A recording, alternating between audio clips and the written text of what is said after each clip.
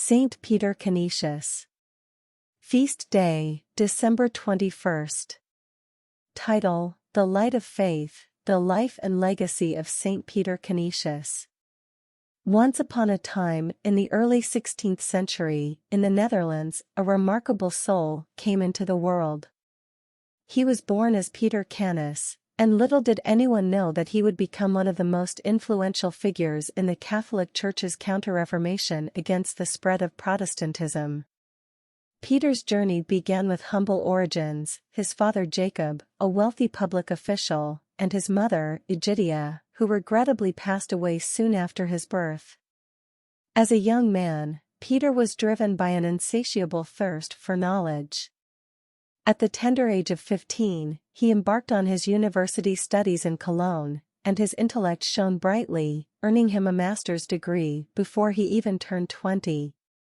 Amidst the swirling tide of religious reform and Protestant doctrines gaining ground in Germany, Peter found solace and strength in the company of like-minded friends who held steadfast to the Catholic faith. His father's hopes for him to marry were cast aside when, in 1540, Peter made the life-altering decision to remain celibate.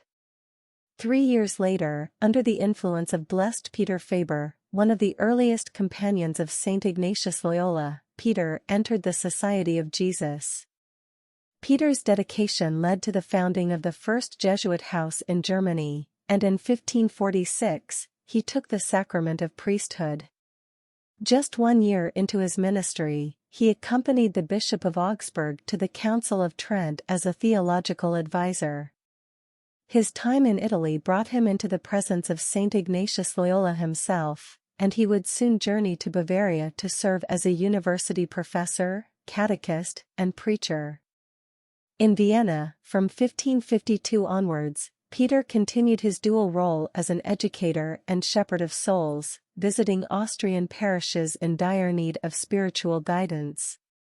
His evangelistic quests took him as far as Prague, where he established Jesuit schools and, over time, in Bavaria and Munich. The year 1555 marked a pivotal moment for Peter Canisius. Saint Ignatius entrusted him with leadership responsibilities within the Jesuit order, which he diligently fulfilled until 1569.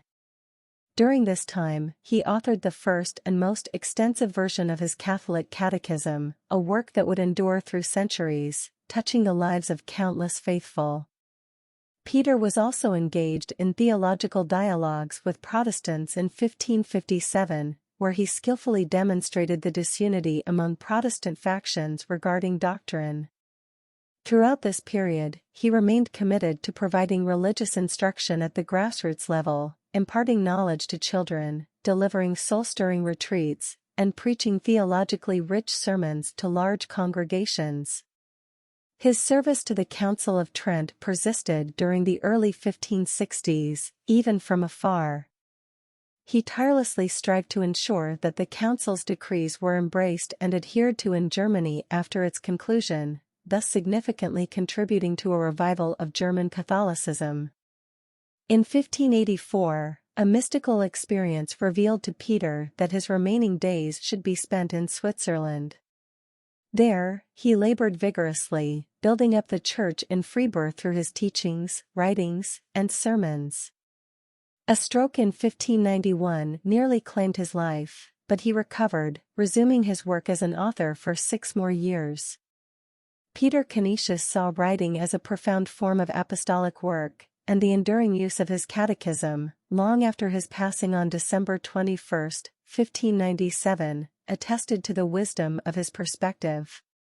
In May of 1925, Pope Pius XI canonized Peter Canisius and declared him a doctor of the Church. His life was a testament to unwavering faith, boundless dedication, and an unceasing commitment to the Catholic Church. To quote the Jesuit priest himself, "If you have too much to do, with God's help you will find time to do it all." The story of Saint Peter Canisius remains an inspiration to all who seek to serve God with fervor and love. Subscribe to our channel for a daily dose of inspiration from the lives of saints like Saint Peter Canisius. Folded hands. Join our community, leave your blessings in the comments, and share the video on your social networks to spread the message of faith and love.